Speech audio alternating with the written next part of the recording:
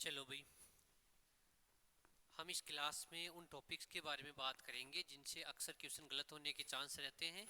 और last exam के 2 दिन पहले अपने को क्या पढ़ना चाहिए और कौन सी चीज़ हम भूलते हैं। तो बिना टाइम किए हम स्टार्ट करते हैं वन बाय वन। आप भी इम्पोर्टेंट चीज़ पे ध्यान देते रहना। सबसे पहला, आपको 2 विधि बताई थी पेट्रोल बनाने की। कौन कौन सी विधि थी बताओ देखे। पेट्रोल बनाने की, और वो भी कृत्रिम विधियाँ, जिन्हें क्या बोलते हैं, संश्लेषण, आर्टिफिशियल बताया था। एक तो कौन सी बताई थी, बर्जिलियस। क्या थी बताओ फटाफट। बर्जिलियस में क्या करते थे, बर्जिलियस विधि में क्या करते थे, याद करो। कोक होता था, कोक होता है सॉल्यूट, उसे कोयला बोलते हैं। तो क्या करते थे, हाँ, H2 के साथ क्या करते थे, गरम। तो क्या बनता था, हाइड्रोकार्बन का मिश्रण बनता था। और इसी में अगर सेकंड नंबर पे आप लेते थे फिशर ट्रॉप्स। फिशर ट्रॉप्स भी एक आर्टिफिशियल मेथड है। इसमें क्या करते थे, जो कोक होता था ना, कोक, कोयला जिसे बोलते हैं, और साथ में इसको बोलते हैं भारी तेल। जो तेल लिया जाता ये बनेगा, भारी तेल से तो बनता है पेट्रोल। और साथ में यहाँ लेंगे भाप। क्या लेंगे, भाप, बहुत ज्यादा गर्म करेंगे। तो यहाँ पर भी क्या बनेगा, हाइड्रोकार्बन का मिश्रण बनेगा। और हाइड्रोकार्बन का मिश्रण ही क्या कहलाता है, पेट्रोल। क्या कहलाता है, पेट्रोल। हकीकत में पेट्रोल में होता कौन है, एन ब्यूटेन और आइसोब्यूटेन। मेनली कौन होता है, ब्यूटेन, और साथ में कौन होता है, आइसोब्यूटेन। तो ये याद रखना, पेट्रोल में मुख्यतः कौन होता है, ब्यूटेन और आइसोब्यूटेन। तो एक तो कौन सा मेथड लिया मैंने, बर्जिलियस, और एक कौन सा लिया, फिशर ट्रॉप्स। अपने जेट में 2 से 3 बार आया हुआ है, बहुत इंपॉर्टेंट भी है। पहला ही मेथड है कौन सा, Fisher Tropsch method, very important. एक बार लिख भी लेना इस हिंट को कि एक एक तो हम लेते हैं ऊपर वाले में, तो लेते हैं हम कोक प्लस H2। कोक तो दोनों में कॉमन है, और इसमें हम ले रहे हैं क्या, भाप ले रहे हैं। और पेट्रोल होता क्या है, ब्यूटेन और आइसोब्यूटेन का मिक्सर होता है भैया। चलो भाई, ये हमने पहला पॉइंट लिखा। दूसरा, इसी में आगे वन बाय वन, एक आपने नाम सुना होगा, फोटोकेमिकल स्मोक, प्रकाश रासायनिक धूमखोरा। हकीकत में ये क्या होता है, हाँ बताओ, ये प्रदूषक होता है। और इसमें आने वाले सारे कौन से होते हैं, द्वितीयक प्रदूषक होते हैं। किस किस का मिक्सर होता है, परोक्सी एसिटल है नाइट्रेट का, O3 का, साथ में NOx का। और मुख्यतः NO ही होता है। कौन होता है, NO ही होता है। ये तीनों होते हैं इसमें। और आपको पता है परोक्सी आने का मतलब कौन सा बॉन्ड है, पेरोक्साइड बॉन्ड है। ये लो, ये ये बॉन्ड कौन सा है, पेरोक्साइड। ये इसकी स्ट्रक्चर होती है, स्ट्रक्चर भी याद रखना। परोक्सी है ही, एसिटिल समूह है ही, नाइट्रेट है ही। तो क्या नाम पड़ गया, पर ऑक्सी एसिटल नाइट्रेट। लिख लो एक बार, ये इसकी स्ट्रक्चर अपने को आनी चाहिए भैया। PN का फुल फॉर्म क्या होता है, परऑक्सी एसिटल नाइट्रेट। और इसमें मेनली इस एनॉक्स की जगह नाइट्रस ऑक्साइड होते हैं, जो सारे के सारे द्वितीयक प्रदूषक है रे भैया। ये नाइट्रस ऑक्साइड है। ये केमिस्ट्री के रिगार्डिंग भी बहुत इंपॉर्टेंट है, बायोलॉजी के पोल्यूशन चैप्टर में भी बहुत इंपॉर्टेंट है। चलो भाई, एक पीएन वो होता था, पोली एक्रिलो नाइट्राइल, वो तो ऑल्डोन होता था। चलो रे भाई, अगला पॉइंट है, जल में जो लेड की सांद्रता होती है, पीबी की सांद्रता, वो नॉर्मली कितनी होती है बताया था, 50 पार्ट्स पर बिलियन। ये याद रखना, कई बार पीबी की कंसंट्रेशन आ जाती है कि प्रदूषित जल में पीबी की मात्रा कितनी होती है, कई बार आई हुई भी है ये। आपको पता है डीडीटी, डीडीटी एक ऐसा जिसका सूक्ष्म जीवों द्वारा अपघटन है नहीं होता। ये जैव अनिम्नीकरणीय है, जिनका निम्नीकरण है नहीं होता। और इसकी सबसे ज्यादा सांद्रता कहाँ देखने को मिलती है, धीरे धीरे आपको पता है ये प्रदर्शित करता है बायोमैग्निफिकेशन, जैव आवर्धन। खाद्य श्रृंखला में लगातार इसकी मात्रा बढ़ती है, और उच्चतर उपभोक्ता में इसकी सर्वाधिक होती है। तो जो समुद्री पक्षी होता है ना, समुद्री पक्षी, उस जो बड़ी बड़ी मछलियों को भी खाता है, इल आता है, इल, सी गल जिसे बोलते हैं, क्या बोलते हैं, इल आता है, ये समुद्री पक्षी है। इसमें डीडीटी की मात्रा सबसे ज्यादा रहती है। इसे सी गल भी बोलते हैं, क्या बोलते हैं, सी गल। अगर इंग्लिश याद रखना, इसका मतलब खाद्य श्रृंखला में सबसे लास्ट में ये जो पक्षी होता है बर्ड, इसमें डीडीटी की मात्रा सबसे ज्यादा होती है। अगला पॉइंट, इंपॉर्टेंट पॉइंट लिख रहा हूं मैं, बरसात के जल की पीएच कितनी होती है? वर्षा जल की पीएच, ये अपने आप में क्वेश्चन है जो अपने को फटाफट बताने हैं। ये मेरे द्वारा लिखी हुई वो क्वेश्चन बनाए हुए हैं कि क्या होती है 5.6। चलो रे भाई अगला क्वेश्चन बताना, चूने का पानी क्या होता है? चूने का पानी याद करो, चूने का पानी बोलते थे कैल्शियम हाइड्रोक्साइड में, और एक होता था चूने का पानी में सस्पेंशन भी होता था, निलंबन, जिसे क्या कहते थे? Milk of lime. क्या कहते थे? Milk of lime. जबकि उसका जलीय विलयन क्या कहलाता था? वाटर ऑफ लाइम, चूने का पानी। तो जो क्लियर सॉल्यूशन बनता है उसको तो बोलते हैं चूने का पानी, और जिसमें पार्टिकल्स की साइज क्या रहती है? बड़ी, उसे क्या बोलते हैं? निलंबन। तो वो क्या कहलाता है? मिल्क ऑफ लाइम, वो कहलाता है दूध या चूना। वेरी इंपॉर्टेंट है, चूने का पानी एक प्रकार का कैल्शियम हाइड्रोक्साइड का विलयन है, जबकि इसी का पानी में निलंबन क्या कहलाता है? मिल्क ऑफ लाइम, दूधिया चूना। एक आया था मिल्क ऑफ मैग्नीशिया, MgOH का होल ख्वाइस, ये कहाँ आए थे? एस ब्लॉक में। और चलो भाई अगला पॉइंट है, इसी में अगला आता है कार्नेलाइट। कार्नेलाइट का फॉर्मूला बोलो फटाफट। कार्नेलाइट किसका आयस्क है? कौन सा और है इसका फॉर्मूला बोले भाई। एक क्रायोलाइट होता है, वो तो हमें पता है, क्रायोलाइट होता है Na3Alf6, वो तो एल्यूमिनियम का आयस्क है। कहाँ काम आता था क्रायोलाइट? याद करो, जब एल्यूमिना का कवथनांक बहुत ज्यादा होता था, यानी गलनांक बहुत ज्यादा होता था, गलनांक को करना पड़ता था कम, तो बाहर से मिलाते थे क्रायोलाइट और फ्लोरेस्पार। ये कहाँ आया था? एल्यूमिनियम के धातु क्रम में। चलो एक आता है कार्नेलाइट। कार्नेलाइट का फॉर्मूला KCl MgCl2.6H2, इसे क्या बोलते हैं? कार्नेलाइट। और एक से ज्यादा लवण है ना, इसको बोलते हैं द्विक लवण। चलो भाई अगला पॉइंट मैं बोल रहा हूं, बताना देखिए। अगला हाइड्रोलिथ, वेरी इंपॉर्टेंट। हाइड्रोलिथ का क्या फॉर्मूला होता है? हाइड्रोलिथ भैया कैल्शियम का हाइड्राइड है ना, CaH2, इसी को बोलते हैं हाइड्रोलिथ। क्या बोलते हैं? हाइड्रोलिथ बोलते हैं भैया।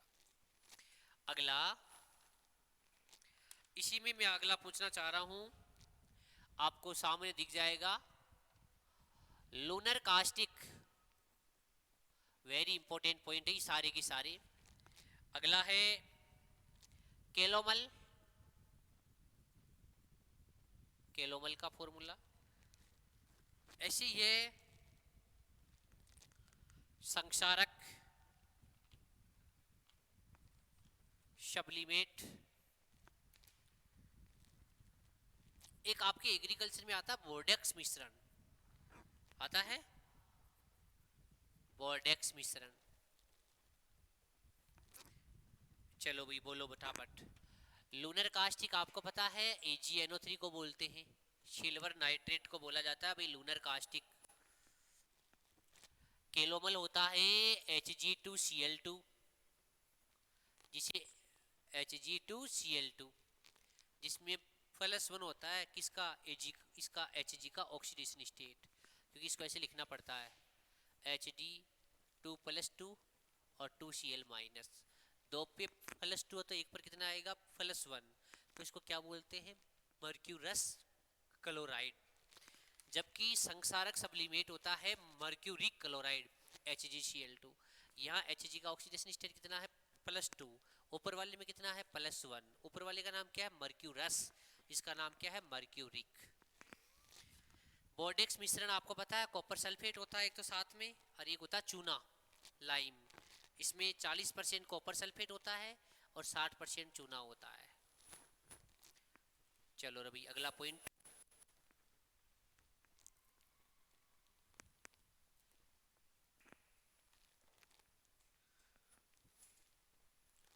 इसी में अगला आपको दो बताए थे, एक BN बताया था, एक B3N3S6 बताया था। आया था ये तो पी ब्लॉक में बहुत बार आता आया था। बोलो भाई एक ऐसे तत्व थे जिनके बहुत सारे रूप होते हैं, बहुरूपी होते हैं, बहुरूपता पॉलीमॉर्फिज्म प्रदर्शित करते हैं। एक शुष्क विरंजक होता है H2O2। और चलो भाई, एक जहरीला एलिमेंट कौन सा है?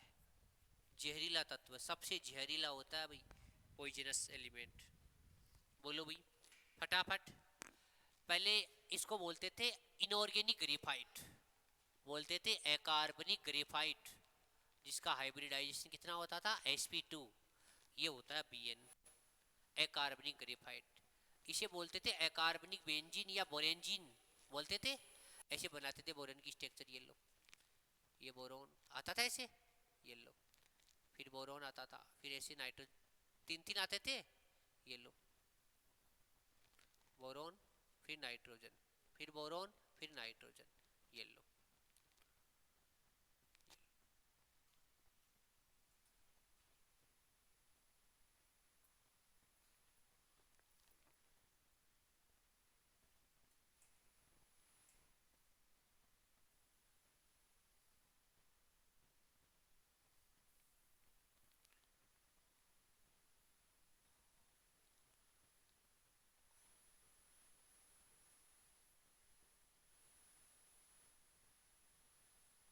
ये लो, अब बताओ, ये है, इसे क्या बोलते थे रे? अकार्बनिक बेंजीन आता था। अब बताओ, हर जगह हाइड्रोजन तो कहाँ जुड़ेगा? ये बोरोन के पास तो क्या होता था, लोन पेयर, ये अपना लोन पेयर देता था, ये नाइट्रोजन वाला लोन पेयर अपना देता था, ये वाला अपना लोन पेयर किसको दे रहा है? ये लोन पेयर इसको दे रहा है। और बताओ इसकी हर जगह कौन जुड़ा हुआ था? एच, एच और ये एच। कितने पाई बॉन्ड है? नंबर ऑफ पाई बॉन्ड कितने हैं? 3। सिग्मा गिन लो कितने हैं, वही 1 2 3। बताओ 4 5 6 7 8 और 9, हर जगह ही जोड़ना है ये, तो ऐसे याद भी रखना आप। चलो, पूरी पीरियोडिक टेबल में बहुरूपी कौन कौन होते हैं? फास्फोरस, ऑक्सीजन और सल्फर, जिनके अपरूप एक से ज्यादा होते हैं ना। P4 काला फास्फोरस, लाल फास्फोरस, सफेद फास्फोरस। ऑक्सीजन होता है O2 O3 आता है ना। सल्फर के आते थे एसेट, है ना, रोम्बिक, ऑर्थोरोम्बिक। तो इनके अपरूप एक से ज्यादा। P स्टेबल नहीं होता, P4 होता। O स्टेबल नहीं होता, O2 स्टेबल होता है। S स्टेबल नहीं होता, S8 स्टेबल होता है। इसी में आगे शुष्क विरंजक का फॉर्मूला क्या होता है? H2O2। और जहरीला तत्व होता है प्लूटोनियम। कौन होता है? प्लूटोनियम। लिखो भाई इसको, ताकि मैं प्लूटोनियम। अब मैं आपको कुछ क्वेश्चन पूछ रहा हूँ, उनके आंसर बताइए आप फटाफट। भाई, सबसे स्थायी कार्बोनेट, स्थायी कार्बोनेट, सर्वाधिक क्षारीय ऑक्साइड, सर्वाधिक क्षारीय ऑक्साइड। अगला है सर्वाधिक आयनिक, सर्वाधिक आयनिक यौगिक। अगला है सर्वाधिक क्षारीय हाइड्रोक्साइड।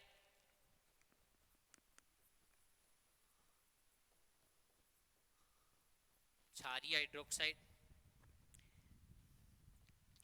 सबसे बड़ा आवर्त, फटाफट, सबसे बड़ा वर्ग। आपको लिखना नहीं है, आप तो आंसर सोचो। सबसे बड़ा वर्ग। आपको 2 मिनट का टाइम है भैया, इन क्वेश्चनों का आंसर सोचो फटाफट, जल्दी। 2 मिनट में आंसर बता दो, देखिए जल्दी।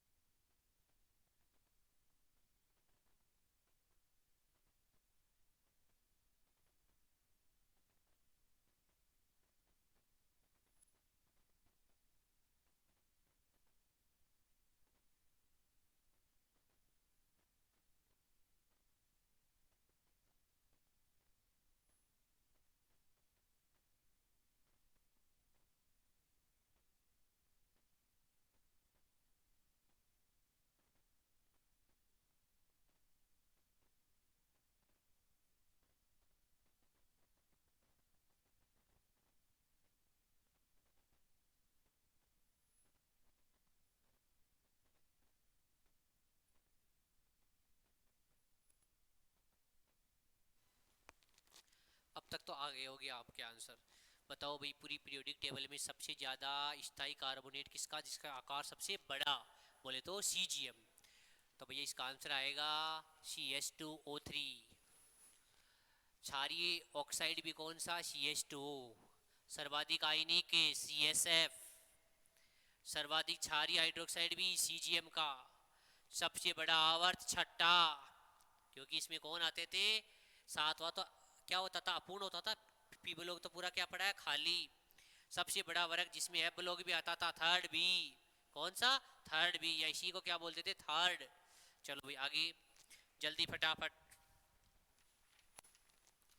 अगला है, ए धातु में सबसे ज्यादा गलनांक किसका, ए धातु में गलनांक किसका सबसे ज्यादा, बताओ किसका, कार्बन का, बोले तो हीरे का, डायमंड का। और धातुओं में बात करें तो टंगस्टन का। अरे किसका, टंगस्टन का। Maximum boiling and melting point. चलो रे भाई बताओ, फॉस्फोरस को कहाँ रखा जाता है, सोडियम को कहाँ रखा जाता है। एस ब्लॉक के फर्स्ट ए वाले को तो कहाँ रखते हैं, बहुत ज्यादा क्रियाशील होते हैं, इनको तो रखा जाता है केरोसिन में। और फॉस्फोरस को रखा जाता है H2O में।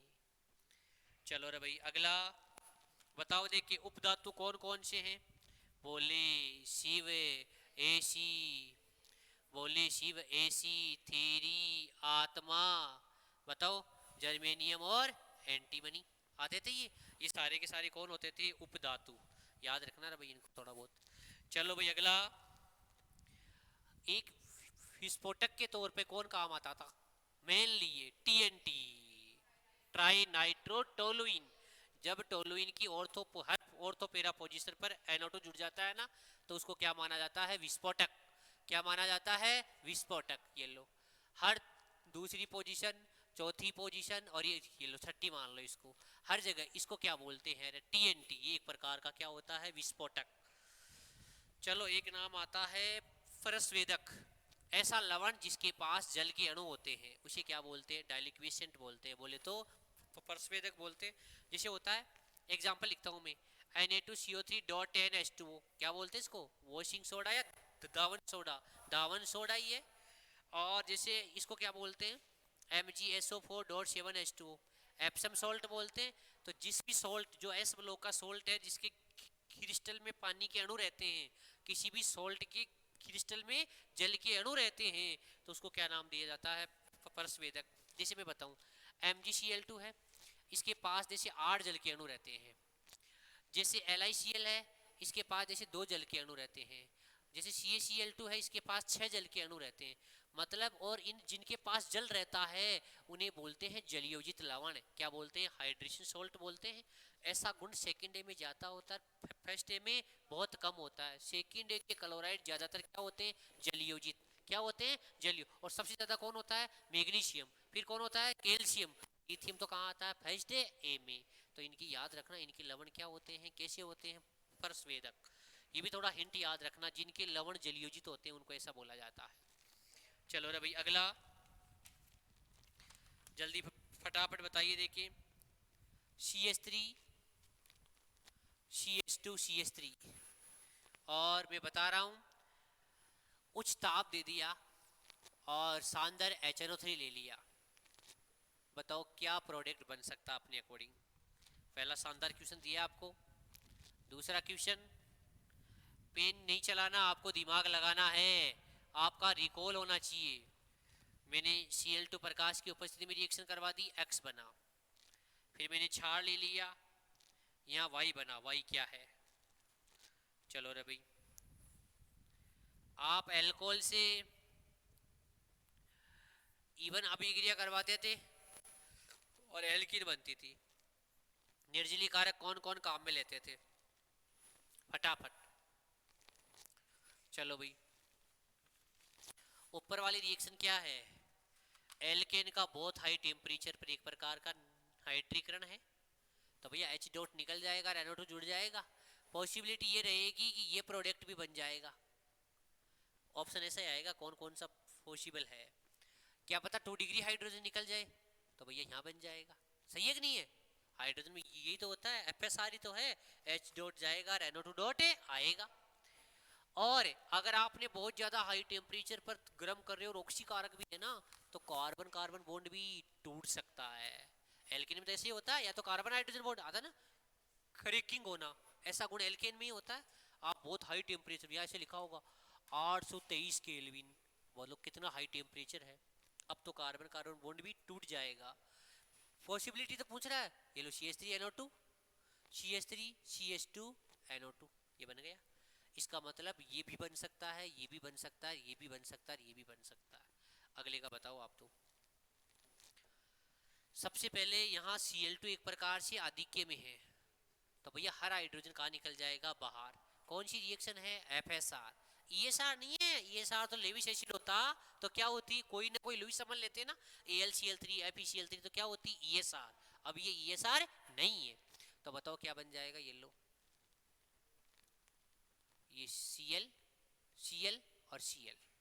अब होगी NSR, क्योंकि एल के हैलाइड बन गया, OH आएगा और Cl जाएगा, ये लो NSR होगी।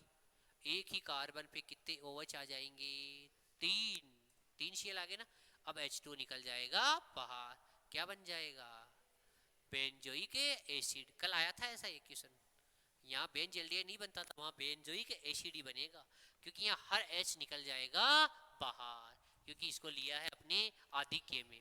अगर आपके जेट में सबसे ज्यादा बार ये भी आया है, मेथेन है, और इसको क्लोरीन की आधिक्य में आप गर्म करते हो ना बहुत ज्यादा, तो आपका CH3Cl नहीं बनेगा, CCl4 बनेगा। हर H डॉट निकल जाएगा बाहर और Cl डॉट आ जाएगा, तो बताओ क्या बनेगा, CCl4 बनेगा। ये तो बहुत कम बनेगा, आपने Cl2 को ले लिया आधिक्य में, तो हर H डॉट निकल जाएगा बाहर, और क्या बना, CCl4। याद रखना इसको क्या बोलते हैं, पायरीन। क्या बोलते हैं, पायरीन। चलो भाई, एक क्वेश्चन मैंने बताया था, एल्कोहल से आप एल्कीन बनाना चाहते हो तो पहले H+ आता था, इवन रिएक्शन होती थी, कारब धनायन का पुनर्विन्यास भी होता था, और यहाँ लेते थे सांद्र H2SO4, गर्म करते थे, सांद्र H2SO4, H+ लिखते थे गर्म, और सांद्र H3PO4 भी काम में लेते थे। इनकी प्रेजेंस में तो होती थी E1, और Al2O3 और P2O5 की प्रेजेंस में होती थी E2, लेकिन वहाँ कारब धनायन का पुनर्विन्यास नहीं होता था, जबकि यहाँ कारब धनायन का पुनर्विन्यास होता है। अपने को पूरी ऑर्गेनिक केमिस्ट्री में चार ही जगह रीअरेंजमेंट याद रखना है, एल्कीन पर HX का योग हो, एल्कीन पर H2O का योग हो, हिर्डेल क्राफ्ट एल्किलीकरण, और एक एल्कोहल का निर्जलीकरण। लिख लेना चाहिए इस पॉइंट को एक बार दोबारा।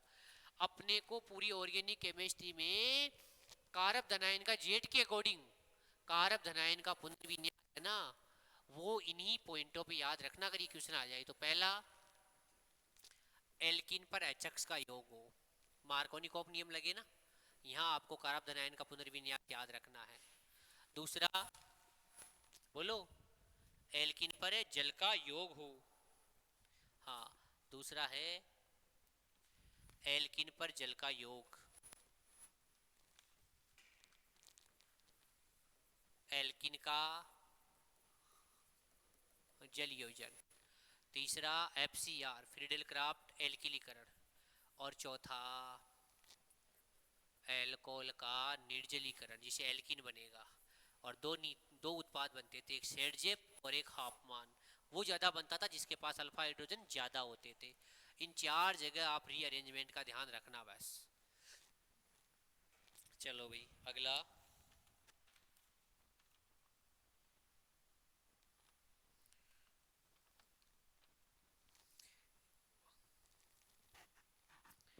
जो अपने एरोप्लेन होता है ना, उसमें जिस ईंधन का उपयोग करते हैं, उस पेट्रोल में अति साकित क्या होना चाहिए, ऑक्टेन संख्या वाला क्या होना चाहिए, पेट्रोल होना चाहिए। तो याद रखना, विमान में उपयोग होने वाले पेट्रोल में अति साकित वाला पैराफिन एल्केन यूज होना चाहिए। इसको स्टार डाल के लिख देना। विमान में जो पेट्रोल यूज होता है उसमें अति साकित श्रृंखला वाला पेट्रोल काम में लेते हैं। आपको पता है, मैं लिख रहा हूँ जैसे C2H5Cl है, इसकी रिएक्शन ये कह रहा है सोडियम लेड Pb के साथ है, हाई टेम्परेचर पे हाई प्रेशर पे गर्म किया, क्या बनेगा बोलो, लगाओ दिमाग। देखो देखे, एथिल लिया है, लेड लिया है, सोडियम की उपस्थिति में लिया है, और प्रेशर हाई रखा है। आपको पता है ये कौन है, एथिल, और यहाँ कितने आ जाएंगे 4 और पीबी का पीबी, NaCl निकल जाएगा बाहर। अरे NaCl तो निकल गया बाहर, क्या बोलते थे इसको, TeL, टेट्रा एथिल लेड। लिखो, वेरी इंपॉर्टेंट, इसे बोलते थे टेट्रा एथिल लेड। और ये एंटी नॉगिंग का काम करता था, खड़खड़ाहट की आवाज को रोकता था पेट्रोल में। तो ये अपस्फोटन रोधी का काम करता है, अपस्फोटन रोधी का, एंटी नॉकिंग है ये, अपस्फोटन रोधी का काम करता है। ये ऑक्टेन संख्या को बढ़ाता है, पेट्रोल की क्वालिटी को बढ़ाता है।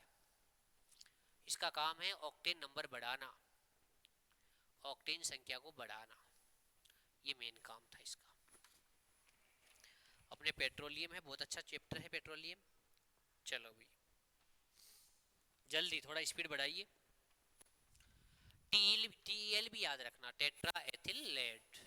ये एक प्रकार का कार्ब मेटेलिक कंपाउंड भी है, बोले तो कार्ब धात्विक यौगिक भी है, क्योंकि आज कार्बन धातु के साथ जुड़ा हुआ है। जैसे कार्ब धात्विक यौगिक और कौन कौन से, ग्रिनियर अभिकर्मक है, अर्थाया नहीं था, फ्रैंकलिन अभिकर्मक है, टेट्रा एथिल लेड है, ये सारी क्या है, कार्ब धात्विक यौगिक, जहाँ कार्बन है धातु से जुड़ा हुआ हो।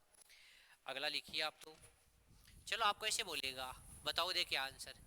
प्रोफाइन को रक्त नलिका से गुजारा जाए, आयरन की एक ट्यूब है जिसमें बहुत ज्यादा ताप रखा है, उससे गुजारने पर क्या बनेगा।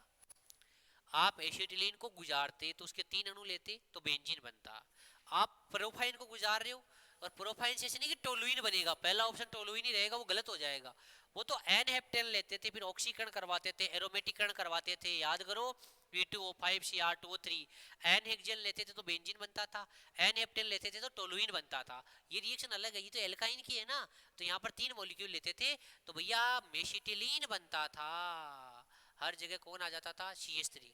ये देखो यहाँ CH3, और यहाँ कौन आता था, CH3 से क्या बोलते थे, मेसिटिलीन बोलते थे। और यही अगर एसिटिलीन लेते तो बेंजीन बनता।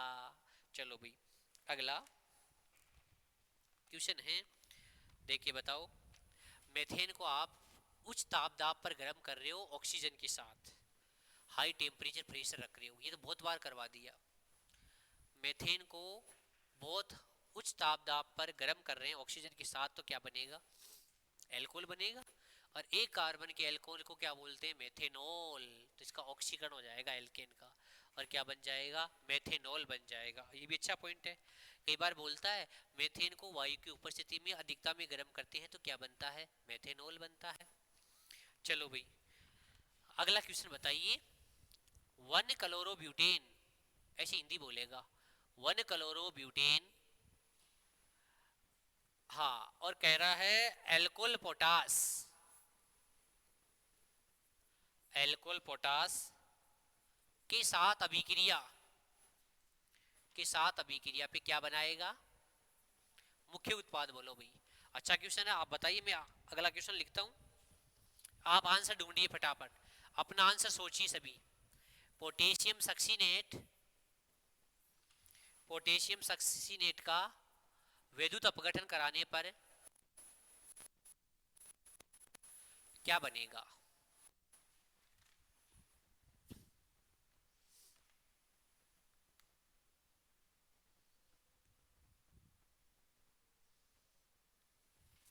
और अगला पॉइंट मैं बता देता हूं, ऊपर वाले को मिटा देता हूं, आप अगले का आंसर सोचते रहो भैया। टोलुइन है, ऐसे बोलेगा, टोलुइन की रिएक्शन क्लोरीन के साथ लुईस एसिड के साथ करवाते हैं तो उत्पाद बताओ। जल्दी फटाफट हर एक का आंसर बताइए ताकि बहुत अच्छा भी रहे।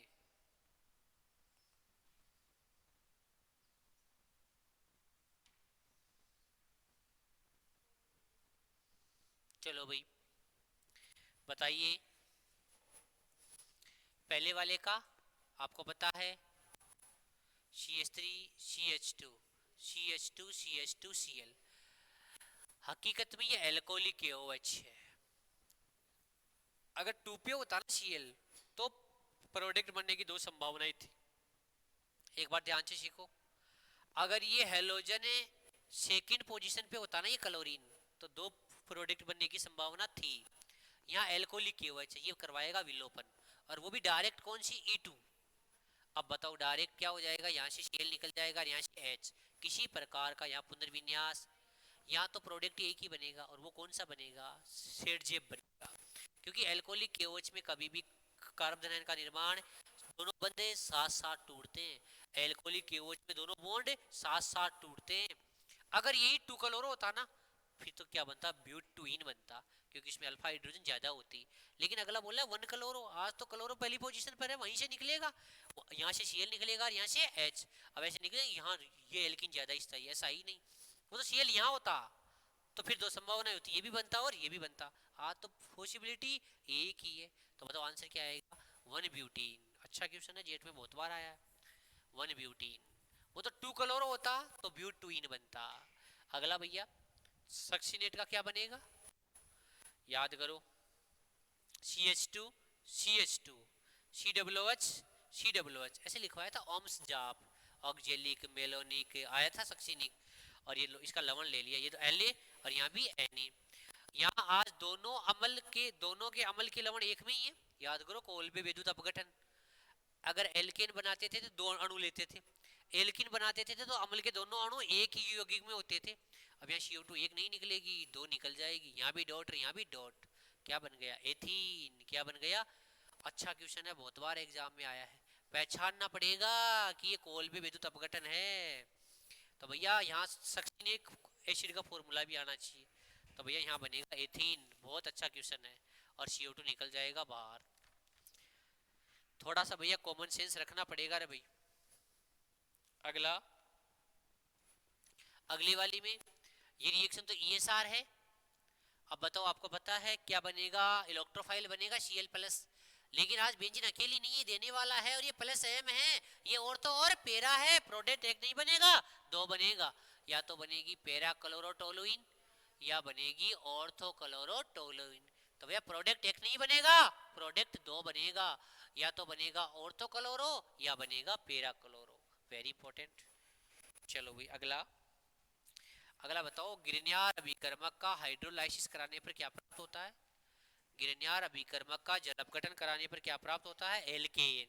क्योंकि गिरन्यार अभिकर्मक क्या करता है, RMgX, इसकी करवा दो जल अपघटन, H+ लेगा, R- और Mg+। तो बताओ केवल H+ आएगा और क्या बन जाएगा, एल्केन। अगला क्वेश्चन बोल रहा है प्रोफीन पर, प्रोफीन पर आपको हाइड्रोजन ब्रोमाइड का योग करवाना है और हाइड्रोजन पेरोक्साइड की प्रेजेंस में करवाना बनने वाला प्रोडक्ट। बोलो भाई क्या बनेगा। अब यहाँ एंटी मार्कोनिक लगेगा, H वहां जाएगा जहाँ H के नंबर कम है, तो बताओ क्या बन गया, CH3 CH2 Br। IUPAC नाम बोलो, 1 ब्रोमोप्रोफेन।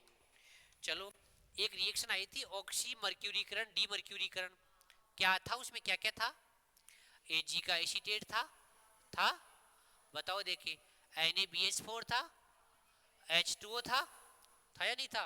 अब बताओ NaBH4H देता था, H2OOH देता था, मार्कोनिक नियम लगता था, लेकिन पुनर्विन्यास नहीं होता था। यहाँ H जाएगा और यहाँ OH जाएगा, तो बताओ क्या बन जाएगा, CH3 CHOH और CH3।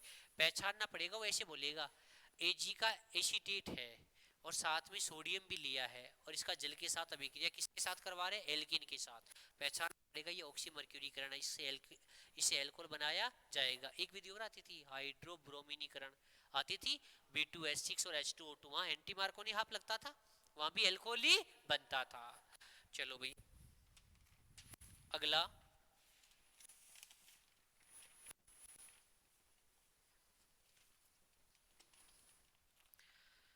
अगला कह रहा है आपको बताना है सर्वाधिक सहसंयोजी कौन सा है, सर्वाधिक कोवेलेंट करेक्टर कहाँ है।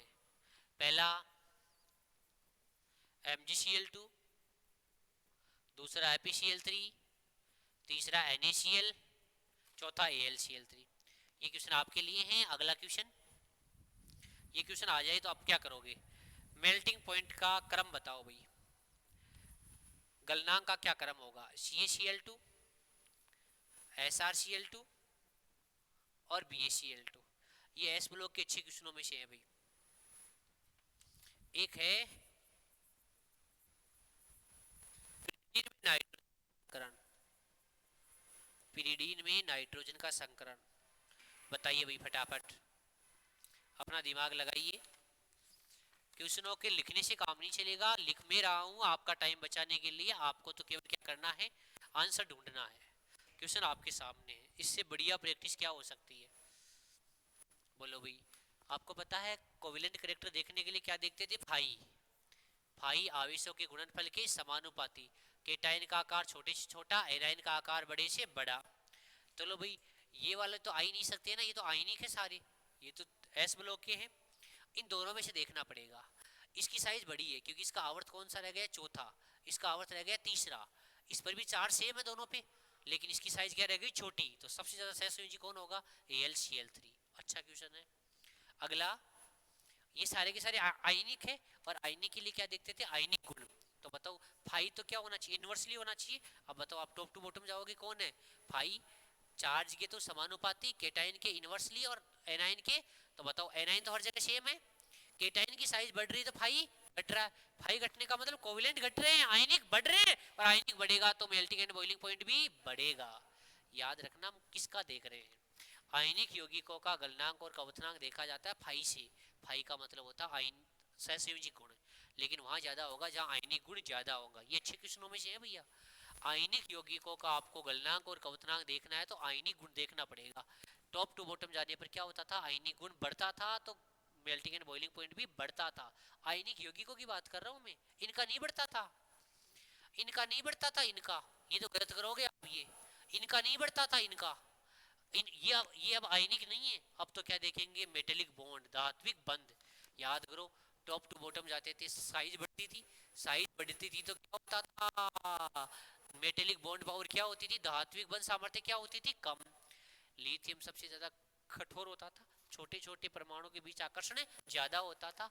तो टॉप टू बॉटम जाने पर मेल्टिंग एंड बॉइलिंग पॉइंट क्या होता था? डिक्रीज होता था। और होता था नहीं। आप ऐसे थोड़ी सोच लोगे नीचे से ऊपर जा रहे हैं तो आयनिक गुण बढ़ रहा है, यह तो आयनिक है ही नहीं। अभी तो कौन है? मेटल्स है, और मेटल्स में क्या देखते हैं? धात्विक बंध सामर्थ्य। छोटी छोटी धातुओं के मध्य मेटेलिक बॉन्ड पावर क्या होती है? ज्यादा। तो ये तो भैया इस ब्लॉक का फेवरेट क्वेश्चन है। आप गलती करोगे तो करोगे, आयनिक यौगिक अपने आप में अलग चीज है, इनके यौगिक बनेंगे आयनिक। तो यहाँ अगर बात करिए कि maximum melting and boiling point किसका? लिथियम का। टॉप टू बॉटम जाते थे तो मुलायमता बढ़ती थी, सीजियम तो सबसे ज्यादा मुलायम है, इसका तो गलनांक और क्वथनांक सबसे कम होगा। सबसे ज्यादा गलनांक और क्वथनांक तो लिथियम का होगा। लेकिन ये यौगिक है, ये यौगिक है, और आयनिक यौगिकों का टॉप टू बॉटम जाने पर आयनिक गुण बढ़ेंगे तो सहसंयोजी गुण घटेंगे।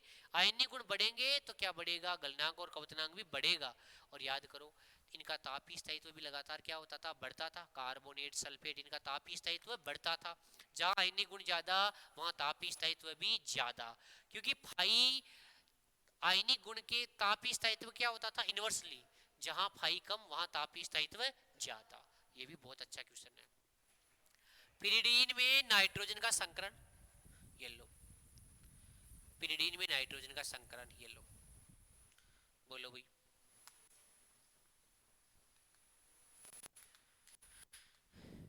पिरिडीन में नाइट्रोजन का संकरण, ये लोन पेयर संकरण में गिनी जाएगी क्योंकि अनुनाद में भाग नहीं ले रही, क्योंकि ये कहाँ आ गई? पाईबंद के ऊपर आ गई। तो ये आज संकरण में गिनी जाएगी। संकरण में तो वो नहीं गिनी जाती थी जो चक्रीय अनुनाद में भाग लेती थी। तो यहाँ एक, दो और एक लोन पेयर तीन। तो बताओ कौन सा आ गया? sp2। अच्छे क्वेश्चनों में से कॉन्सेप्ट तैयार कर लेगा, एक बार गलती होगी। कॉन्सेप्ट तैयार नहीं करेगा, हर बार गलती होगी। चलो भाई अगला, इसी में अगला है, पाई बॉन्ड नहीं है, पाई बॉन्ड एब्सेंट है, बताना। NO2, SO2, H2, CO2। ये तो बहुत इजी आ गया क्वेश्चन। बताओ। अगला क्वेश्चन है, आकृति बताना है। XCO3, XCOF4, XCOF6, XCOF4, XCF6 और XCF4। बोलो फटाफट, क्या आकृति बतानी है। और अगला है, अष्टक रूल किसने दिया? साइंटिस्ट का नाम बताना है। वीबीटी किसने दिया, नाम बताना है। एमओटी किसने दिया, नाम बताना है। और सह संयोजक बंध, ये मेन इंपॉर्टेंट बता दो आप। चलो भाई, सबसे पहले यहाँ तो पाई बॉन्ड है, कहाँ नहीं है, H2O में नहीं है, 2 सिग्मा ही तो है। चलो इसकी बताओ आकृति, पिरामिडल, 3 सिग्मा 1 लॉन पेयर। इसकी बताओ, ये लो H डबल बॉन्ड हो, 1 2 3 4, बताओ 2 3 4 5 और 6, अभी भी 1 लॉन पेयर है। बताओ ये 1 2 3 4 और 5 क्या थी, याद करो कितना एडिशन, 1 2 3 4 5 और 6। वर्गाकार द्विपिरामिड ही आता था, लेकिन आज एक लोन पेयर आ गई तो एक पिरामिड तो हट गया, तो क्या ही आकृति, वर्गाकार पिरामिड। ये अच्छे क्वेश्चनों में से है, एक लोन पेयर आते ही। बोलो भाई, ये दोबारा आ गया। चलो भाई, एक लोन पेयर आ गई, बताओ विकृत हस्तफलकीय। बोलो भाई, हाँ लोन पेयर का आकृति में कोई योगदान नहीं होता था। ये लो वर्गाकार समतलीय, अच्छा क्वेश्चन है भाई। अगला, हस्टक नियम किसने दिया था, लुईस कोसल ने दिया था। बीबीटी पॉलिंग ने दी थी, और वैसे सलेटर वगैरह भी आते थे आगे। एमओटी मोलिकन व हुंड ने दी थी। चलो भाई अगला बताओ भाई, NH2 माइनस का संयुग्मी अम्ल है। चलो भाई, और 10 की पावर -6 मोलर H2SO4 विलियन की पीएच बतानी है। ऊपर वाले में, अच्छा संयुग्मी अम्ल बताना है। संयुग्मी अम्ल होता किसका है, क्षार का, क्षार बनाता है संयुग्मी अम्ल, अम्ल बनाता है संयुग्मी क्षार। और अम्ल क्षार अवधारणा क्या कहती है, अम्ल H+ त्यागता है, क्षार H+ ग्रहण करता है, इसीलिए तो उसको क्या कहते हैं, प्रोटोनिक अवधारणा। किसको, संयुग्मी अम्ल क्षार अवधारणा को। इसी का एक नाम और था, ब्रोंस्टेन लोरी अवधारणा। बताओ भाई, इसका संयुग्मी अम्ल पूछा है, ये कौन है, क्षार। क्षार क्या करता है, H+ ग्रहण, तो बताओ क्या बनाएगा, अमोनिया। अगला बताओ, हम मोलरता नहीं लेते, हम नॉर्मलता लेते हैं, तो मोलरता इंटू वैलेंसी फैक्टर, तो बताओ 2 इंटू 10 की पावर -6, ये x है, ये y है, तो बताओ pH 6 माइनस लॉग बेस 10 2, तो 6 माइनस लॉग बेस 10 2 का मान कितना, 0.30, तो बताओ आंसर कितना आया, 5.70। अगला, चलो भाई बताओ, देखिए कौन लवण ऐसा है जो जल में घोलने पर, कौन सा लवण ऐसा है जो जल में घोलने पर अम्लीय विलयन नहीं देगा, नहीं देगा। बोलो भाई फटाफट, 4 ऑप्शन लिखता हूं, कौन सा लवण है जो जल में घोलने पर अम्लीय विलयन नहीं देगा, HCWNA, NH4Cl, NH4NO3,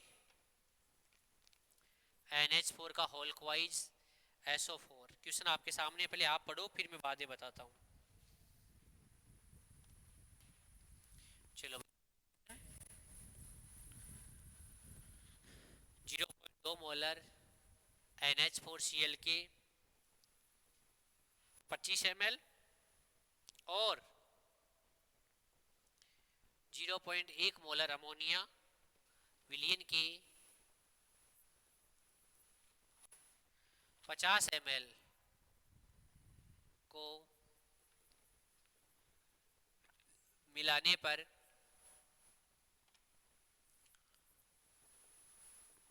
विलियन की पीएच, जबकि पीके भी दे रखा है 4.75। दोनों क्वेश्चनों का आंसर बता दो फटाफट। एक क्वेश्चन बता दो,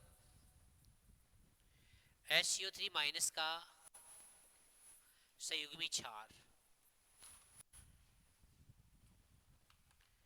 जल्दी भैया,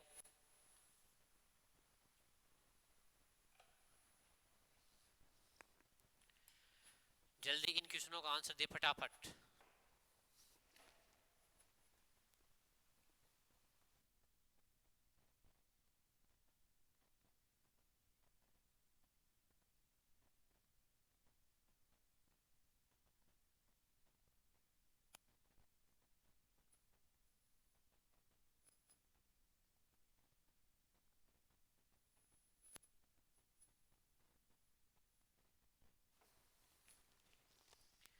बोलो देखिए।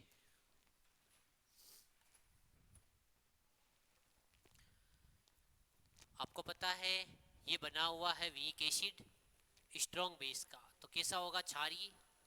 ये बना हुआ है लवण वीक बेस और स्ट्रॉन्ग एसिड का, ये होगा अम्लीय।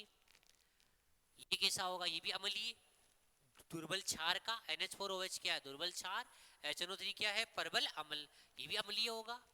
ये भी है दुर्बल क्षार और प्रबल अम्ल, ये भी अम्लीय होगा, ये भी होगा, ये भी होगा, लेकिन ये नहीं होगा।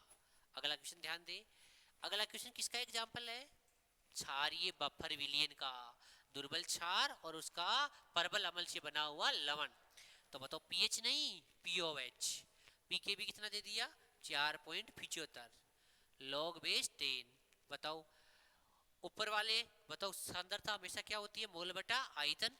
मोल बटा आयतन, दोनों को एक जगह मिलाने पर आयतन तो एक ही हो गया, और वी से भी क्या हो गया, केंद्रशील। अब इनका मोल निकालना है तो मिली मोल निकाल लो, दोनों को आपस में कर दो गुणा, इनको भी आपस में कर दो गुणा। तो बताओ क्या आया, ये तो गुणा कितना आया, 5। तो बताओ पीएच बराबर क्या आ गया, 4.75 प्लस, बताओ लॉग बेस 10, ऊपर कितना आ गया 5, अपॉन नीचे कितना आ गया 50 गुणा 0.1 भी कितना हो गया 5, यहाँ भी कितना हो गया 5। तो बताओ देखिए, ये लो, ये भी हो गया 5, ये क्या हो गया कैंसिल। अब बताओ यहाँ पीओएच है, ये मत भूल जाना पीओएच है, ये कितना आ गया 7.75। तो बताओ पीएच कितनी आएगी, 14 माइनस 4.75। तो बताओ पीएच कितनी है, 9.25। वेरी इंपॉर्टेंट, बहुत अच्छा क्वेश्चन है भाई, थोड़ा दिमाग भी लगाना, और अच्छा क्वेश्चन भी है ये।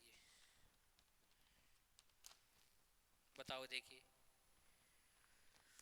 मैं क्या कह रहा हूँ, बफर विलियन में हमेशा आयतन नहीं लिखते, हमेशा लिखते हैं मोल अपॉन आयतन, मोल अपॉन आयतन। एक जगह मिलाने से आयतन तो आयतन से कैंसिल हो जाता है। और याद है बफर विलियन में पानी मिलाने से कोई फर्क है, तो यहाँ आयतन का तो कोई रोल ही, यहाँ लेना पड़ता है मिली मोल, यहाँ भी लेने पड़ते हैं मिली मोल, तो उनके सांद्रता और आयतन को करना पड़ता है आपस में गुणा।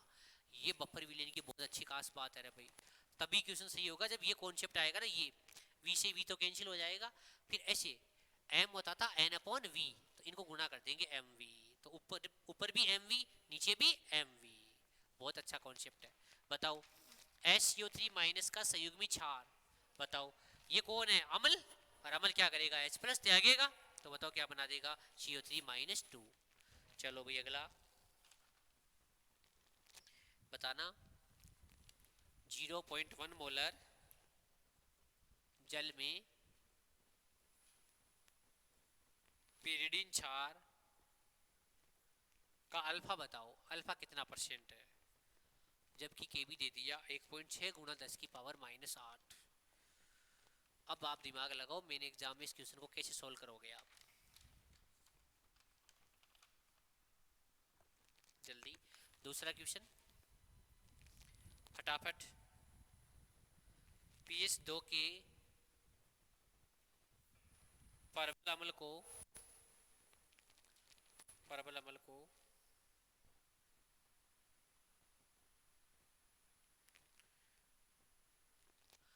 हाँ परबल अम्ल के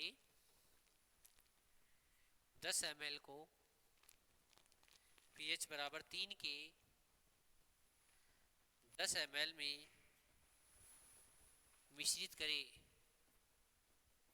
तो परिणामी विलयन की pH बताओ।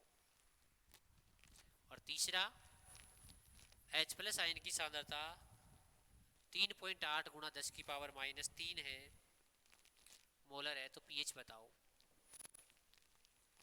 बताओ भाई जल्दी।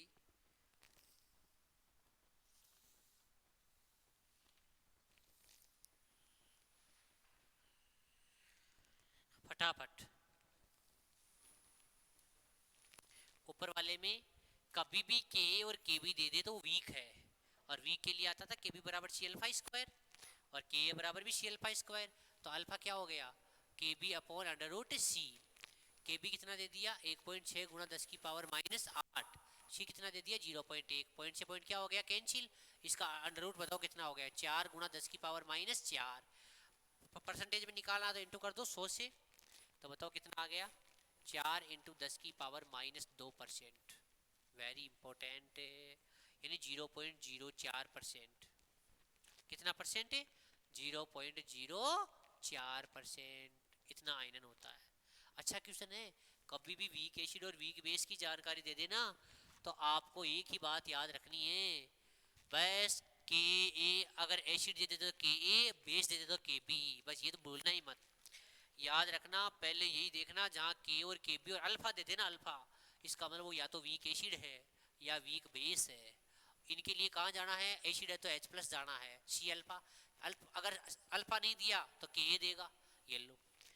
ऐसे ही अगर OH माइनस पर जाना है तो सी अल्फा, के अल्फा नहीं दिया के बी दे दिया तो रूट के बी सी। और इनके लिए के ए का फॉर्मूला अल्फा के पदों में सी अल्फा स्क्वायर, के बी का फॉर्मूला अल्फा के पदों में सी अल्फा स्क्वायर। ये तो रामबाण है भैया वीक एसिड और वीक बेस के लिए। चलो भाई अगला,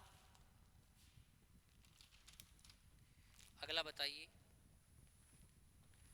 नीचे रह गया क्वेश्चन, बताओ देखिए। पीएच बराबर 2 वाले विलियन के 10 ml को बताओ जब दो स्ट्रॉन्ग को आपस में मिक्सर किया जाता था तो क्या फॉर्मूला होता था, N1V1 plus N2V2 upon V1 plus V2 होता था। दो स्ट्रॉन्ग को मिलाया जाता था, स्ट्रॉन्ग को मिलाया जाता था तो क्या आता था बीच में पॉजिटिव। तो बताओ कितना। अब देखो इसको लिखना पड़ेगा 10 की power minus 2 H plus ion की सांद्रता, इसको लिखना पड़ेगा 10 की पावर माइनस 3। तो बताओ क्या करना पड़ेगा 10 की पावर माइनस 2 गुणा 10, 10 की पावर माइनस 3 गुणा 10, और 10 10 कितना हो गया 20। यहाँ बचा कितना 0.1 और यहाँ बचा 0.01 अपॉन कितना आ गया 20। लगभग कितना आ गया 1.01 बटा 20। तो इसको ऐसे मानो कितना आ गया 1 बटा 20। ये लो, ये 1 बटा 20 आ गया। अब बताओ क्या करेंगे 0.05 क्या लिखेंगे 5 गुणा 10 की पावर माइनस 2। तो कितना आ गया 2 माइनस लॉग बेस 10 5। यहाँ से ऐसे निकालेंगे तो भैया ऐसा निकालना पड़ेगा अपने को, क्योंकि यहाँ दोनों मिलाए गए कौन है सेम है, ये भी स्ट्रॉन्ग एसिड है वो भी स्ट्रॉन्ग एसिड है। चलो भाई अगला बताओ पीएच कितना। ये तो बहुत बार एग्जाम में आया भाई, 18 में भी आया था ये जेट में। 3.8 गुणा 10 की, ये तो y है और ये x है। तो बताओ कितना हो गया pH बराबर 3 पावर 3 ही है क्या, हाँ 3 ही है। 3 माइनस लॉग बेस, इसको 4 ही मानो ना, 3.8 को 4 ही मानो तो 0.8 लगभग कितना आ गया 2.40, इसके आसपास आंसर होगा। चलो भाई अगला, एक याद करो जब भी आपको S देगा तो ऐसे देगा 0.00233, अब ऐसे देगा ग्राम पर लीटर, इसको चेंज करना पड़ेगा मोल पर लीटर में, क्योंकि KSP में S आता है ना वो होता है सांद्रता मोलरता, वो होती है मोल पर लीटर। तो इसमें इसके मोलिकुलर वेट से क्या करना पड़ेगा डिवाइड, उसके बाद ही क्या निकाला पड़ेगा KSP। ये तो बहुत अच्छा क्वेश्चन है। चलो अगला, ये तो कॉपी में भी करवाया हुआ है बार बार। 0.05 H2SO4 ये मोलर है, इसके जलीय विलयन की पीएच बताओ। पीएच बस यही करना है, वही नॉर्मलता लेनी है, मोलरता इनटू वैलेंसी फैक्टर। नॉर्मलता यहाँ कौन है H प्लस आयनों की सांद्रता।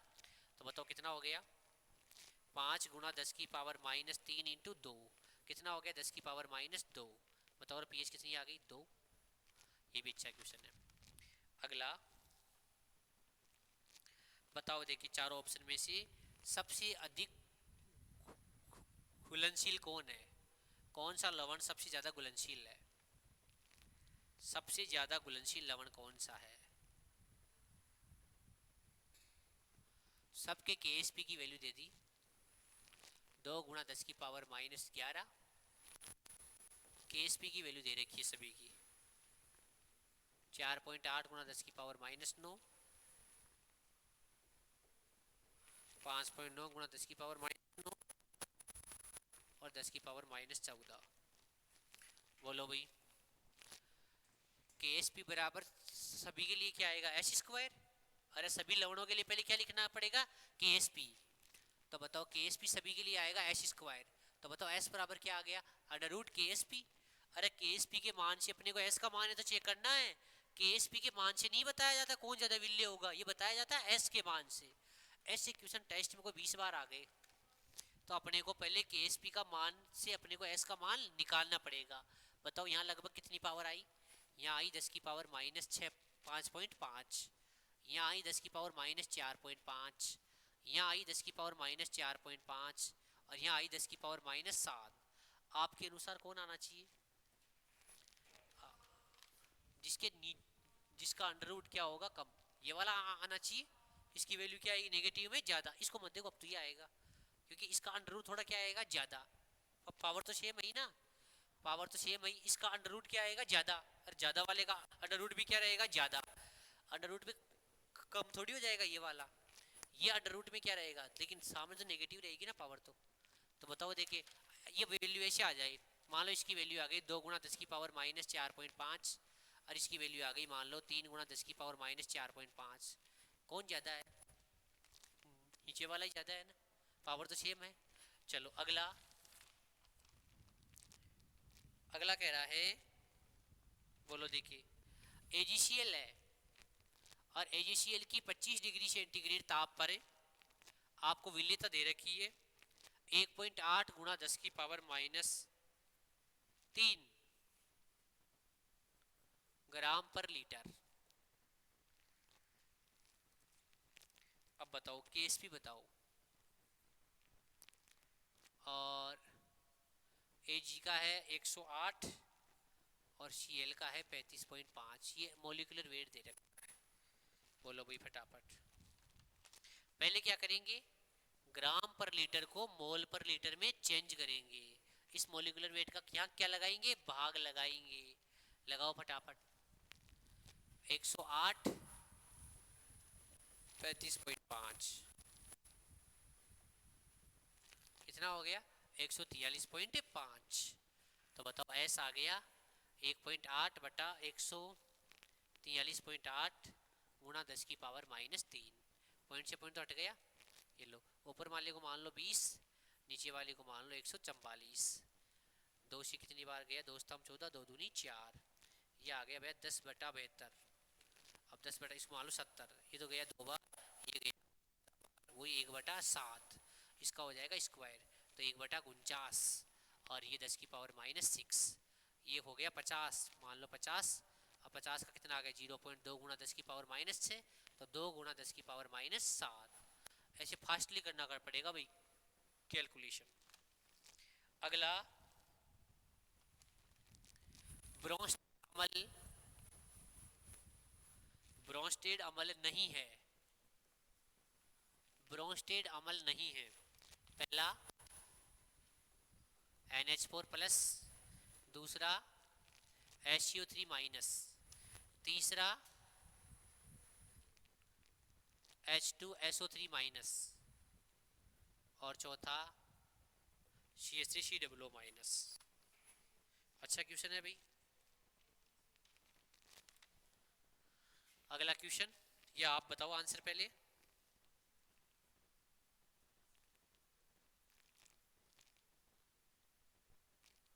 दुर्बलतम संयुग्मी क्षार है ClO-, ClO2-, ClO3-, ClO4-। जल्दी भैया जल्दी,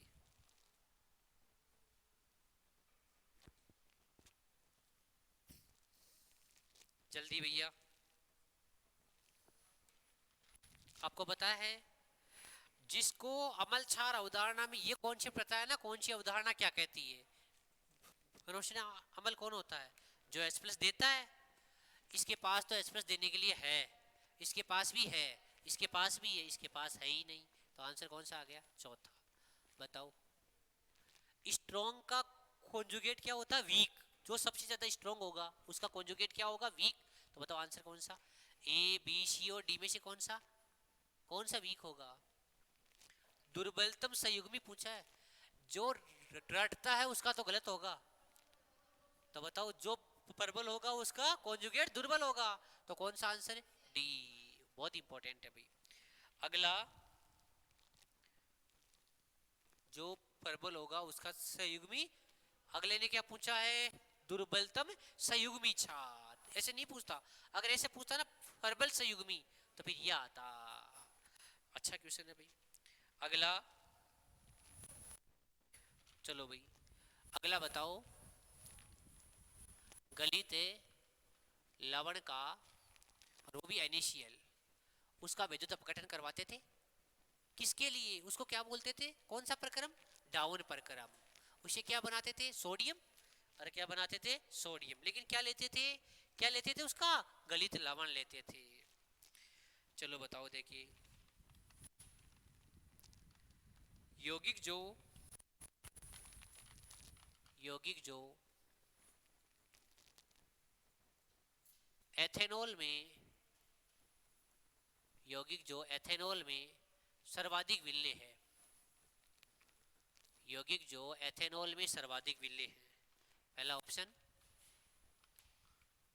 BaCl2, दूसरा NaCl, तीसरा CaCl2, चौथा MgCl2।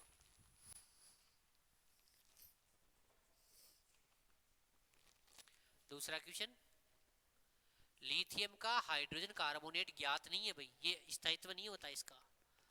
और KO2 में अनुचुंबकीय इलेक्ट्रॉन के कारण K plus O2 minus. O2 minus का बॉन्ड ऑर्डर कितना? इलेक्ट्रॉन है 17, बॉन्ड ऑर्डर आएगा 1.5। तो इसमें अनपेड इलेक्ट्रॉन है। इसका मतलब हमेशा कैसा होता? रंगीन। याद था? ये CO2 का अवशोषक होता था, इसको अंतरिक्ष में भी काम में लेते थे O2 के तौर पर। ये कैसा होता था? रंगीन। क्योंकि इसमें अनुचुंबकीय इलेक्ट्रॉन होता है। क्योंकि इसको तोड़ो K प्लस O2 माइनस में, तो इसका बॉन्ड ऑर्डर आता है पॉइंटों में। इसका मतलब इसके पास अनपेड इलेक्ट्रॉन है। इसका मतलब ये क्या होता था? रंगीन। लिथियम का हाइड्रोजन कार्बोनेट ज्ञात है? नहीं है। जबकि सोडियम का बाइकार्बोनेट ज्ञात है, लेकिन लिथियम का ज्ञात है। किस कौन सी स्टेज में? सॉलिड स्टेट में ज्ञात है? नहीं है। इसका आंसर कौन सा आया? हाँ, एथेनॉल कार्बनिक विलायक है, और कार्बनिक विलायक में कौन विलय होता था? सहसंयोजी। तो ऐसा क्वेश्चन आएगा, एथेनॉल कार्बनिक विलायक है, उसमें वो विलय होगा जिसमें कोवेलेंट कैरेक्टर्स सबसे ज्यादा होंगे। और सबसे ज्यादा किसके में? MgCl2 में। क्योंकि आवेश ज्यादा से ज्यादा, और केटाइन का आकार भी छोटे से छोटा, एनाइन का आकार बड़े से बड़ा। एनाइन तो हर जगह सेम है। अब केटाइन क्या होना चाहिए? छोटे से छोटा। तो भाई क्या होगा? ज्यादा से ज्यादा। ये अच्छे क्वेश्चनों में से है। इस कॉन्सेप्ट के बाहर भी नहीं आएगा। चलो भाई, बताओ, देखिए, गलनांक है, सबसे कम गलनांक। चार ऑप्शन दे रहा हूं: लिथियम, सोडियम, पोटेशियम और रुबिडियम। बताओ भाई, फटाफट, सबसे कम गलनांक किसका है?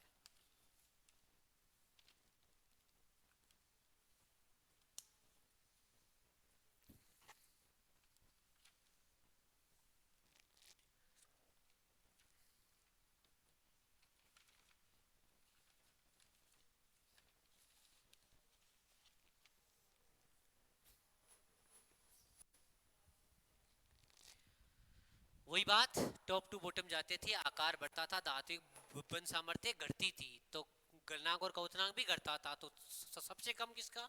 रुबिडियम का। चलो भाई, अगला क्वेश्चन बताओ। देखिए, ऑक्टेन संख्या को इंक्रीज करने के लिए क्या करना पड़ता था? ऑक्टेन संख्या बढ़ाने के लिए क्या करना पड़ता है? ऑक्टेन संख्या को बढ़ाने के लिए क्या क्या करना पड़ता है? सबसे पहले एरोमेटिकरण करवाओ। साखन ज्यादा से ज्यादा होना चाहिए। गलनांक और क्वथनांक अलग चीज है, ये लिखो पॉइंट। ऑक्टेन संख्या को बढ़ाने के लिए एरोमेटिकरण, समावेवीकरण और एल्किलीकरण। समावेवीकरण और एल्किलीकरण। ऑक्टेन संख्या बढ़ाने के लिए एरोमेटिकरण करवाते हैं। साखन ज्यादा होना चाहिए भाई। सबसे ज्यादा ऑक्टेन संख्या बताऊं किसकी होती है? एरोमेटिक की। तो याद रखना, एरोमेटिकरण करवाते हैं, समावेवीकरण करवाते हैं, एल्किलीकरण करवाते हैं, और यही है ऑक्टेन संख्या बढ़ाने के लिए। चलो, ये दो उत्पाद बताओ आप तो। CH3 CH2 NH2, ये मैं यहाँ लिख देता हूँ HNO2 x 0 से 5 डिग्री सेंटीग्रेड, और एक लिख देता हूँ CH3NH2 सेम लिख दिया y। जल्दी भाई नीचे वाले दोनों के आंसर बोलो। अगला स्टार्ट करता हूँ मैं।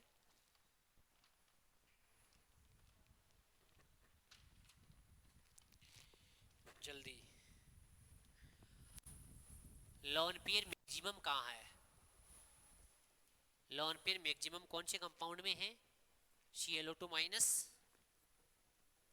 XCl4, SF4 और I3 माइनस। अगला क्वेश्चन, SO4 माइनस में सिग्मा व पाई बॉन्ड बताओ। अच्छे क्वेश्चन है, सारे के सारे आंसर बताओ फटाफट।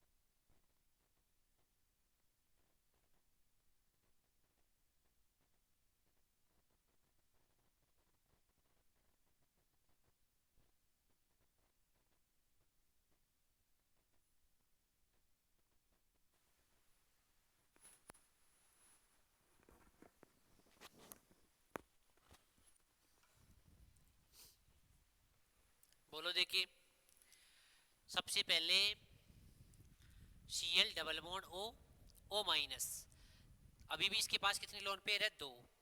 केंद्रीय परमाणु की बात कर रहा है। इसके पास भी लोन पेयर कितनी है? 2। इसके पास लोन पेयर कितनी है? 1। लेकिन I बीच वाला है, 2 I साइड में है। इसके पास 2 तो काम आ गए, एक ऋणावेश भी तो था, 8 थे, 8 में से 2 ही काम आए। अभी भी कितने पड़े हैं? 6। इसका मतलब इस पर नंबर ऑफ लोन पेयर कितनी है? 3। अच्छा क्वेश्चन है भाई, नंबर ऑफ लोन पेयर कहाँ है, किस पर है? ये बात होगी सेंटर एटम पर। तो बताओ आंसर कौन सा गया? I3 minus. अगला बताओ, SO4 माइनस 2 में H डबल बॉन्ड हो, H डबल बॉन्ड हो, O नेगेटिव और O नेगेटिव। बताओ नंबर ऑफ सिग्मा बॉन्ड कितने? 4, और नंबर ऑफ पाई बॉन्ड कितने? 2। ऐसा भी आ सकता है, इजी है हालांकि। अगला क्वेश्चन, पहला एक कारण बताओ, H2O में हाइब्रिडाइजेशन sp3 है, जबकि इसका बॉन्ड एंगल 104.5 डिग्री है। क्या कारण है? क्या कारण है? पहला। दूसरा, sp3d में d कौन सा काम आता है, और sp3d2 में d कौन से काम आते हैं? याद करो, sp3d जहां भी ज्यामिति होती है वहां क्या होता है? त्रिकोणीय द्विपिरामिडीय, और पिरामिड बनाने का एक ही काम करता है, dz स्क्वायर। यहाँ स्क्वायर वाले यहाँ क्या है? वर्गाकार द्विपिरामिडीय। पिरामिड भी नाम आ रहा है, वर्गाकार भी नाम आ रहा है। वर्गाकार नाम आए तो dx स्क्वायर, और पिरामिड काम आए तो dz स्क्वायर। दोनों क्वेश्चन बहुत अच्छे क्वेश्चन है। और जहां dsp2 आ जाए वहां वहां नाम लगता है वर्गाकार समतलीय। स्टार लगाओ। जहां DSP2 में D आता है ना, वो वर्गाकार समतलीय होता है, और वर्गाकार जहां नाम आता है वहां कौन आता है? dx स्क्वायर y स्क्वायर आया था ना। अरे यही तो इंपॉर्टेंट है, सबसे ज्यादा आने की संभावना इसकी भी है। इन पालियों को मिलाओ, dx स्क्वायर y स्क्वायर क्या बनता था? वर्गाकार। तो भैया जहां DSP2 हाइब्रिडाइजेशन आता है वहां भी वर्गाकार समतलीय। देखो कैसी साइज बनी? वर्गाकार। ये बहुत बार बताया हुआ है, बहुत बार, ये है वर्गाकार। लेकिन जहां पिरामिड बनता था ऊपर नीचे, जहां पिरामिड बनता था ऊपर नीचे, वहां काम आता था dz स्क्वायर। जहां वर्गाकार नाम आता है वहां कौन काम आता है, dx स्क्वायर वाई स्क्वायर। तो यहाँ भी नाम कौन आता है, वर्गाकार समतलीय। तो यहाँ भी कौन आएगा, dx स्क्वायर वाई स्क्वायर। बार बार बताया जा रहा है, इसको कॉन्सेप्ट बना के याद करो। जहां dx स्क्वायर वाई स्क्वायर, जहां वर्गाकार, जहां नाम क्या आएगा वर्गाकार, वहां ये आएगा। जहां पिरामिड नाम आएगा वहां dz स्क्वायर काम आएगा। चलो भाई अगला अच्छा क्वेश्चन है भाई। चलो बताओ, शून्य द्विध्रुव आघूर्ण, शून्य द्विध्रुव आघूर्ण वाला यौगिक कौन सा है, फटाफट। XeF4, SO2, SF4, CH2Cl2। और दूसरा क्वेश्चन, अक्षी का बाह्यतम इलेक्ट्रॉनिक विन्यास लिखो। और तीसरा, ऐप कोष के लिए, ऐप कोष के लिए कक्षीय कोणीय संवेग बताओ।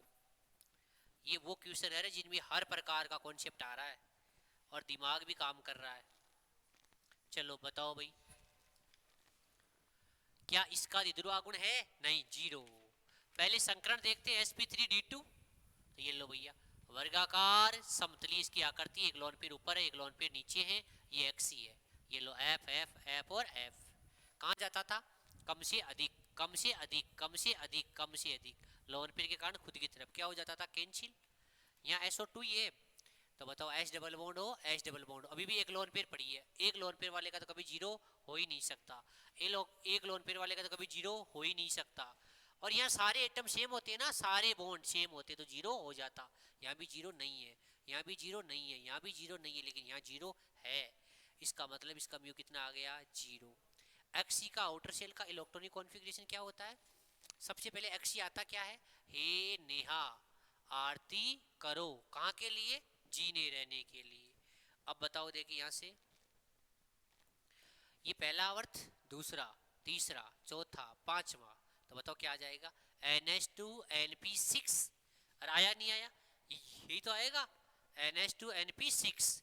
या बोले तो बताओ कौन सा आएगा, 5S2 5P6। पहले कौन भरा हुआ आएगा, 4D।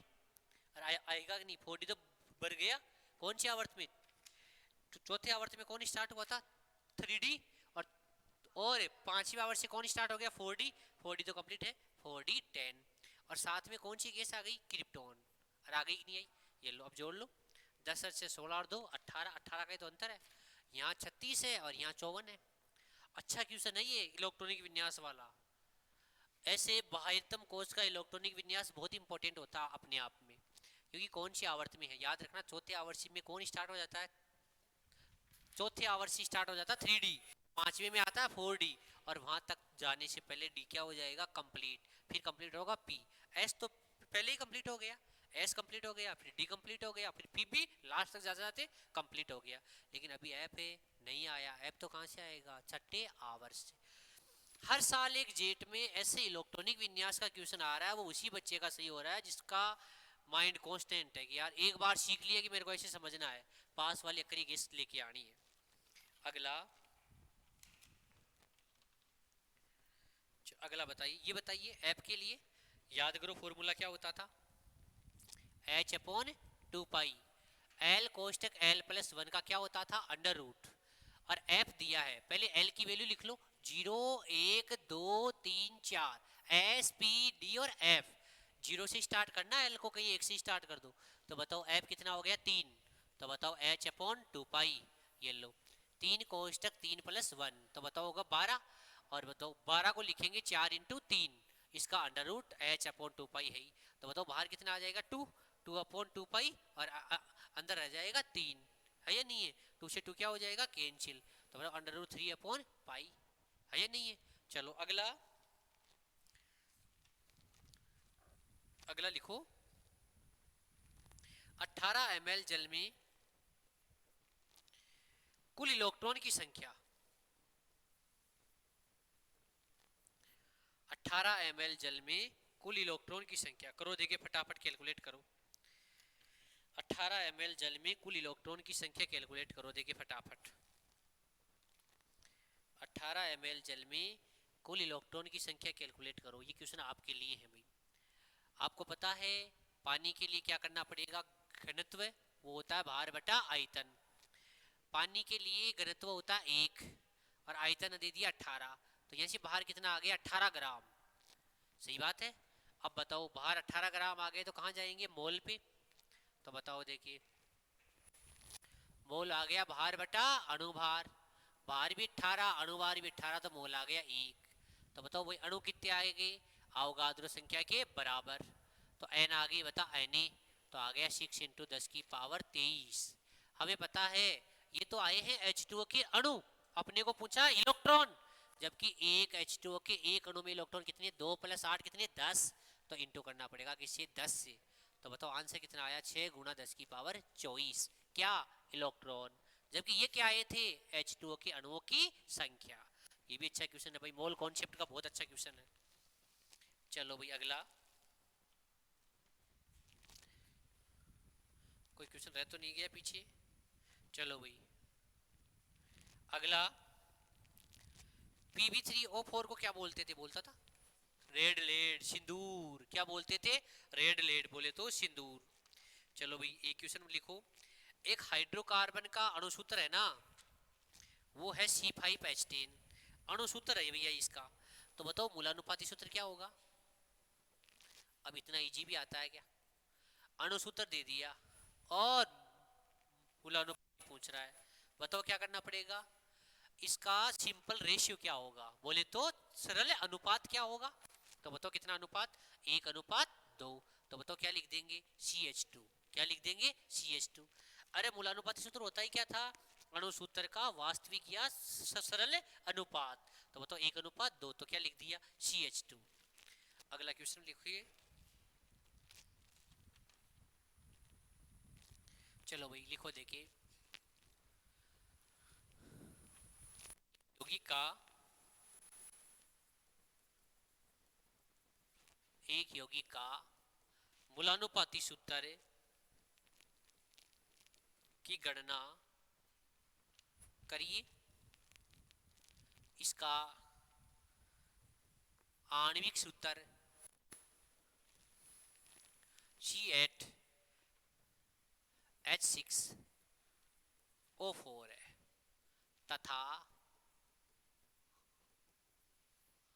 मूलानुपाती सूत्र का भार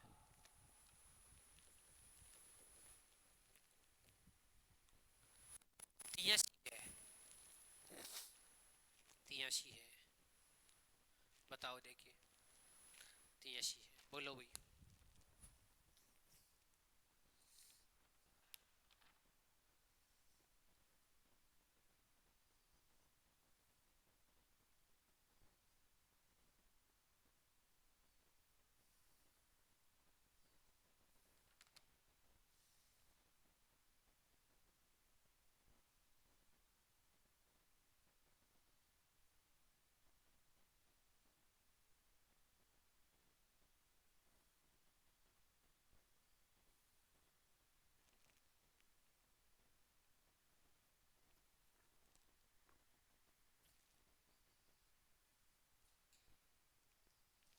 क्या आया?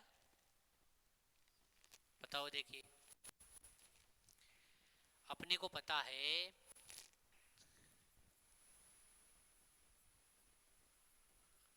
अणुसूत्र का भार है ना, वो बराबर होता था N × मूलानुपाती सूत्र का भार। अपन पहले निकाल लेंगे N की वैल्यू। अणुसूत्र का भार अपॉन मूलानुपाती सूत्र का भार। मूलानुपाती का दिया है और अणुसूत्र दिया है, तो उसका भार हम निकाल लेंगे। 12 × 96, 6 का 6 और 16 चौकू 64, 18। बताओ कितना आया? 12 × 96, फिर 6 का 6 और 16 चौकू 64, 6 कितना आ गया? 166। तो बोलो भाई यहाँ से n की वैल्यू कितनी आई? 166 बटा 83 कितनी आ गई 2। तो भैया n की वैल्यू आ गई 2। ये लो बस। अब तो क्या करना है, 2 का भाग लगाना है। तो बताओ इसमें 2 से काट दो इसकी, तो बताओ यहाँ कितना आएगा 4, यहाँ कितना आएगा 3, यहाँ कितना आएगा 2। वेरी इंपॉर्टेंट भी है भैया, अच्छे क्वेश्चनों में से है भैया ये।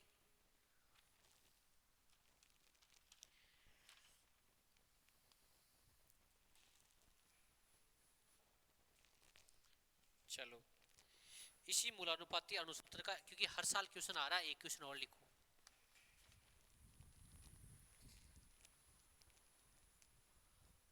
यौगिक का मूलानुपाती सूत्र XY2 है।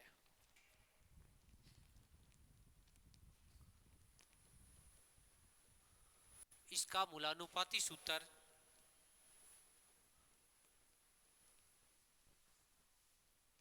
इसके वाष्प घनत्व के तुल्य है, तुल्य है। तो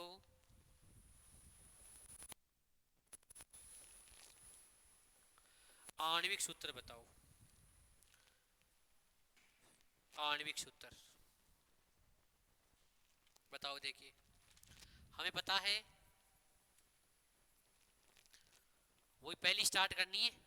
आणविक सूत्र का भार क्या होता था, n इंटू मूलानुपाती सूत्र का भार, ये तो होता था। सही बात है। अब बताओ क्या है, हम ये भी जानते हैं कि वाष्प घनत्व होता था मोलिकुलर वेट अपॉन 2, है या नहीं है? इधर देखो, वाष्प घनत्व होता था अणुसूत्र का भार, अणुभार अपॉन 2। तो यहाँ से क्या लिख देंगे, वाष्प घनत्व गुणा 2 लिख देंगे। किसकी जगह, इसकी जगह। तो इसकी जगह लिख दिया हमने वाष्प घनत्व गुणा 2 बराबर n इंटू, आज मूलानुपाती सूत्र का भार भी किसके बराबर बोल दिया, वाष्प घनत्व के बराबर। तो ये तो आपस में क्या हो गए, कैंसिल। n की वैल्यू कितनी आ गई 2। अब बताओ, हमें मूलानुपाती दिया हुआ है, अणुसूत्र बनाने के लिए क्या करना पड़ते थे, इसका n करते थे। n की वैल्यू आ गई अपने पास 2। तो बताओ कितना आ गया, X2Y4। अच्छा क्वेश्चन है भाई। चलो भाई अगला, अगली आपको एक बताई गई थी, वेरी इंपॉर्टेंट, शोधन की विधियां। मैं नाम लिखता हूं, आप एग्जाम्पल बताओ शोधन में। पहला क्रिस्टलीकरण, एग्जाम्पल किनका शोधन होता था, क्रिस्टलाइजेशन। बेंजोइक अम्ल प्लस नेप्थेलीन और बेंजोइक अम्ल प्लस नमक होते थे। दो का मिक्सर एक साथ हो, दो ठोसों का मिक्सर एक साथ हो। बेंजोइक अम्ल भी सॉलिड ही होता है, नेप्थेलीन भी सॉलिड ही होता है। तो बताओ, दोबारा बताओ एग्जांपल। क्रिस्टलीकरण द्वारा किन किन का किया जाता है, नेप्थेलीन प्लस बेंजोइक अम्ल और बेंजोइक अम्ल प्लस नमक। दूसरा परभाजी क्रिस्टलीकरण, दूसरी आती थी परभाजी क्रिस्टलीकरण। इसका बताओ, देखे इसमें तो वही आता था, परभाजी क्रिस्टलीकरण में आता था KClO3 प्लस KCl, और एक आता था ग्लूकोज प्लस फ्रुक्टोज। इनके मिक्सर को अलग अलग अलग करना था, तो कौन आती थी, परभाजी क्रिस्टलीकरण। तीसरी विधि उध्रुवपातन, ये तो बहुत आसान था, ठोस को सीधे गर्म में बदलना। कपूर था, अकेला कपूर, अकेला नेप्थेलीन, अकेला आयोडीन आते थे, अकेला NH4Cl आता था, I2 ठोस, ये सारे। अगला है साधारण आसवन। बोलो भाई, साधारण आसवन किसके लिए काम आता था, ये तो बहुत इंपॉर्टेंट भी था। ऐसे जिनमें क्वथनांकों में अंतर बहुत ज्यादा था, हाँ ये आते थे कौन कौन, hexane plus toluene, benzene plus aniline. लिख लो भैया, ये बहुत इंपॉर्टेंट है। साधारण आसवन काम आती थी hexane plus toluene, hexane plus toluene और benzene plus aniline. Very important. अपने जीएट में सबसे ज्यादा आ रहा है परभाजी आसवन। पेट्रोल का शोधन होता है परभाजी आसवन से, और भी था परभाजी आसवन। एसीटोन तथा मेथिल, हाँ एसीटोन तथा मेथेनॉल और पेट्रोल। वेरी इंपॉर्टेंट है भैया। पेट्रोल का शोधन इसी से होता था, पेट्रोलियम शोधन। अगली आती थी कम दाब पर आसवन। ये तो कोई इंपॉर्टेंट नहीं थी। कम दाब पर आसवन गिल्सरोल के लिए आती थी, वसावे गिल्सरोल। ये इंपॉर्टेंट थी, बार बार आपको दिया टेस्ट में।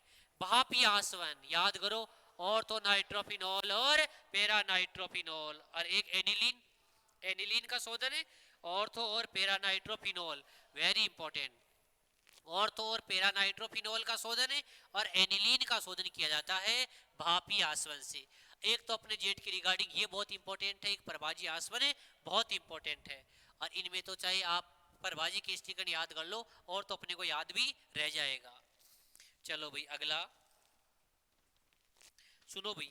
कुछ एलिमेंट है जो एनसीईआरटी में दे रखे हैं। कार्बन और हाइड्रोजन का अगर अपने को आंकलन करना होता है ना, आंकलन, इसके लिए याद आती है लिविंग विधि। इसके लिए तो कार्बन विधि। ऐसे ही नाइट्रोजन का आंकलन करना है ना, तो एक तो ड्यूमा विधि आती है और एक जेल्डोल। लेकिन जेल्डोल उनके लिए, इनके लिए काम नहीं आता, जैसे NO2 जैसों के लिए, जैसे N डबल बॉन्ड N है, इनके लिए काम नहीं आता। ए जो नाइट्रो, इनके लिए जेल्डोल काम नहीं आता। एमीन के लिए तो काम आएगा, लेकिन इनके लिए काम नहीं आएगा। कौन? जेल्डोल। जेल्डोल है किसके लिए विधि? नाइट्रोजन के लिए। दोबारा कार्बन और हाइड्रोजन का पता लगाना हो तो कौन सी विधि? लिविंग। और नाइट्रोजन के लिए दो विधियां होती है, ड्यूमा और जेल्डोल। जेल्डोल में याद रखना, जेल्डोल ऐसे यौगिकों के लिए काम में नहीं आती। लिख भी देना, हिंट लिख देना, लिविंग और ये वाला, जल्दी भाई।